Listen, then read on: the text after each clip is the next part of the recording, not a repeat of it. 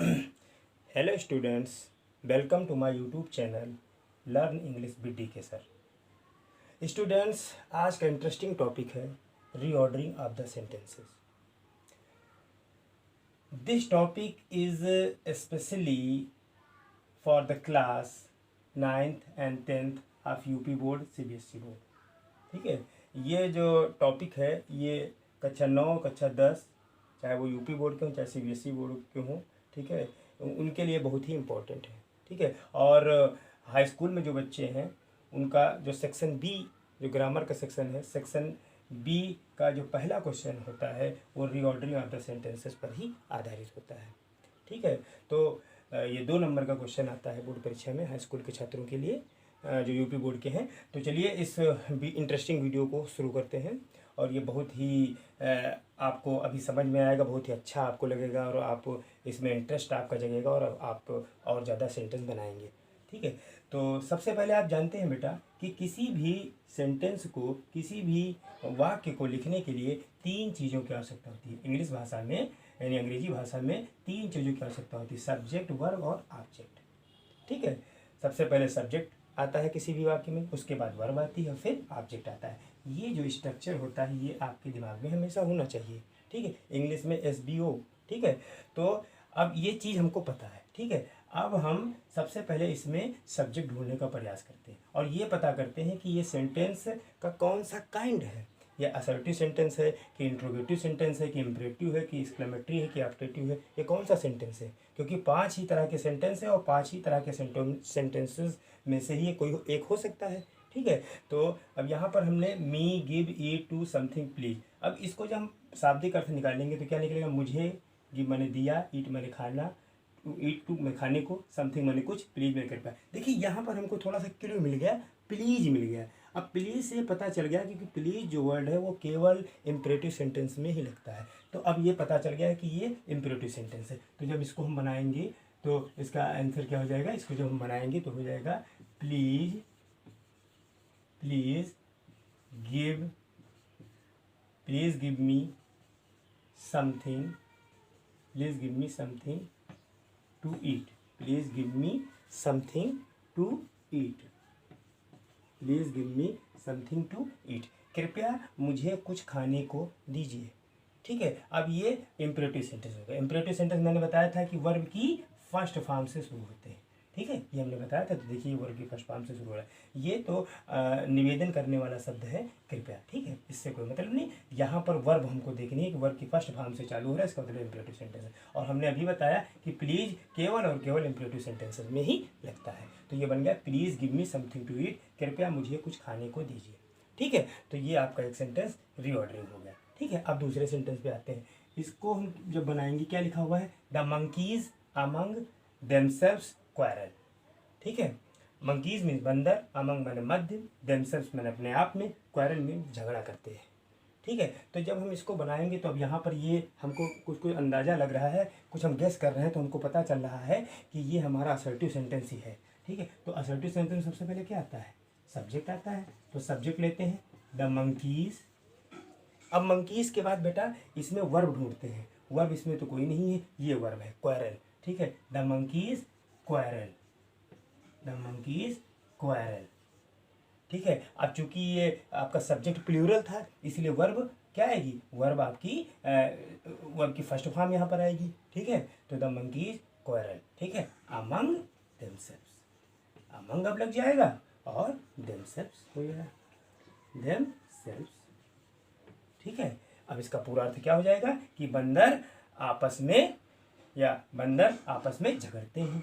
ठीक है, बंदर आपस में झगड़ते हैं, ये इसका पूरा अर्थ निकल गया। क्योंकि अमंग का प्रयोग कहाँ होता है भैया? अमंग का प्रयोग होता है जब 2 से अधिक लोगों के मध्य में कोई कार्य होता है। ठीक है, तो 2 से अधिक है ना, यहाँ पर बंदर है, कई बंदर है ना, मंकीज हैं, तो इसका मतलब यहाँ पर बिटवीन नहीं लगेगा, यहाँ पर अमंग लगेगा।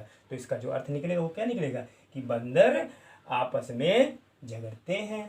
ठीक है, the monkeys quarrel among themselves, आपस में झगड़ते हैं। ठीक है, अब अगला जो सेंटेंस है, नेवर शैल यू फॉरगिव आई। ठीक है, अब इसको भी हम पहले देखेंगे कि ये किस तरह का सेंटेंस है, असर्टिव है कि इंट्रोगेटिव है कि इम्परेटिव है कि एक्सक्लेमेटरी है कि एप्टीट्यूड है, कौन सा सेंटेंस है। तो ये हमको नेवर माने कभी नहीं, सेल तो वर्ब की हेल्पिंग वर्ब है, यू सब्जेक्ट है, फॉरगिव वर्ब है, आई सब्जेक्ट है, तो आई मतलब मैं, ठीक है। तो अब यहाँ से हमको कुछ क्लू मिल रहा है कि ये हम इसको एक बार असर्टिव बना के देखते हैं। तो इसको हम असर्टिव जो बनाएंगे तो बेटा क्या बन जाएगा, असर्टिव सेंटेंस में बनाएंगे तो क्या हो जाएगा, आई सैल, आई के बाद सैल लगता है, ठीक है, आई के साथ सैल लगता है, ठीक है। आई सैल नेवर, नेवर बाद में लगेगा, ठीक है, I shall never forgive you, forgive you, ठीक है, मैं तुम्हें कभी क्षमा नहीं करूँगा, ठीक है। बहुत बच्चे क्या गलती करते हैं कि नेवर को यहाँ पे लगा देते हैं। बेटा हमेशा याद रखिए, यदि सब्जेक्ट के बाद हेल्पिंग वर्ब आ जाती है तो चाहे वो ऑलवेज हो, चाहे नेवर हो, चाहे ऑफन हो, चाहे सेल्डम हो, चाहे जो भी वर्ड हो, ठीक है, इनका प्रयोग हम हेल्पिंग वर्ब के बाद में करते हैं।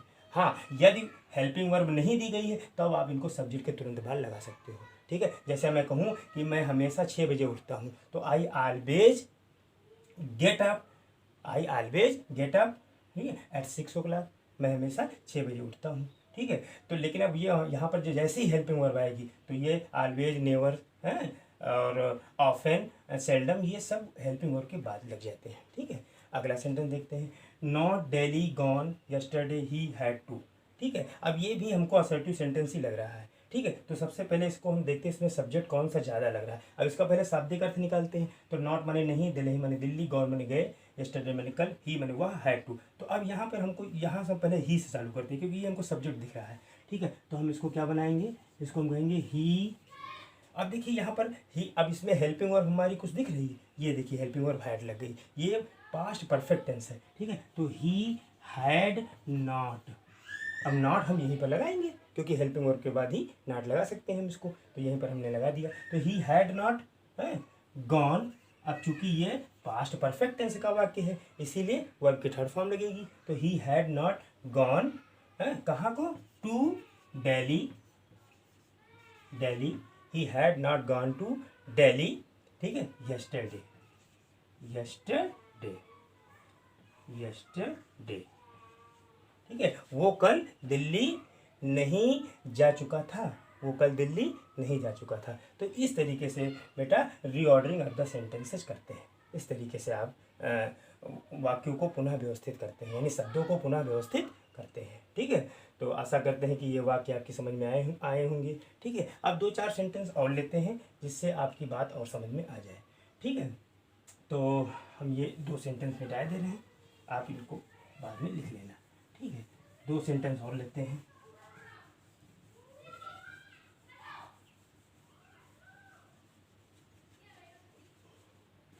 दो सेंटेंस हम और आपके सामने लेते हैं, ठीक है।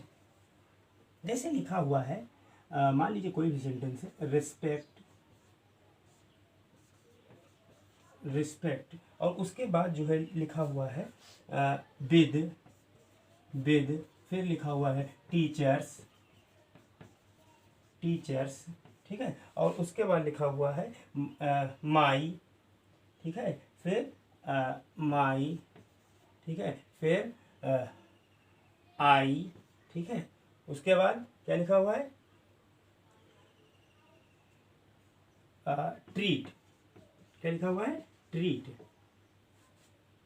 ठीक है। अब इसको देखिए, अब अगर इस सेंटेंस को हमको पुनः व्यवस्थित करना है तो हम कैसे इसको करेंगे भाई, रिस्पेक्ट माने सम्मान करना, रिस्पेक्ट मीन सम्मान, और ये वर्ब भी है, सम्मान करना भी होता है, ठीक है। रिस्पेक्ट वर्ब भी है, नाउन भी है, ठीक है। तो रिस्पेक्ट मीन सम्मान, रिस्पेक्ट मीन सम्मान करना विद साथ में, ठीक है, इससे इंग्लिश होती है। और टीचर्स माने अध्यापक, माई माने मेरे, आई माने मैं, ट्रीट माने करता हूँ, ठीक है, ट्रीट माने व्यवहार करना, ठीक है। तो अब इसको जब बनाएंगे तो क्या हो जाएगा, आई ट्रीट, आई ट्रीट, ठीक है, respect, I treat respect with my teachers, my teachers, ठीक है, I treat respect with my teachers, यानी मैं अपने अध्यापकों के साथ कैसा व्यवहार करता हूँ, सम्मान का व्यवहार करता हूँ, सम्मान, सम्मान मतलब उनको आदर के साथ में, आदरणीय व्यवहार में उनके साथ करता हूँ। तो I treat respect with my teachers, ठीक है। तो इस तरीके से हमने सीखा रीऑर्डरिंग ऑफ द सेंटेंसेस। अब बाकी सेंटेंसेस बेटा आप अपनी किताब से देख करके एक्सरसाइज नंबर 1 जो भी है इस चैप्टर से संबंधित उसको आप करिए। अगर कोई भी किसी वाक्य में दिक्कत आ रही है तो हम आपको बताएंगे, कमेंट बॉक्स में आप उसको लिखिए उस सेंटेंस को और उसको हम सेट करते हैं, ठीक है।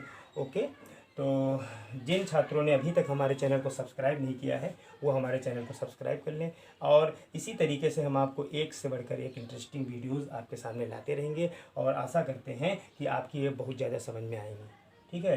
क्योंकि मैं आप लोगों के जैसा ही हूँ, हैं, मैं भी एक अध्यापक हूँ और मैं इंटर कॉलेज में पढ़ाता हूँ। तो इस तरीके से मैं आपके सामने एक से बढ़कर एक वीडियोज़ लाऊंगा हाई स्कूल और 9th के छात्रों के लिए, और जो कंपटीशन की तैयारी कर रहे हैं उनके लिए भी।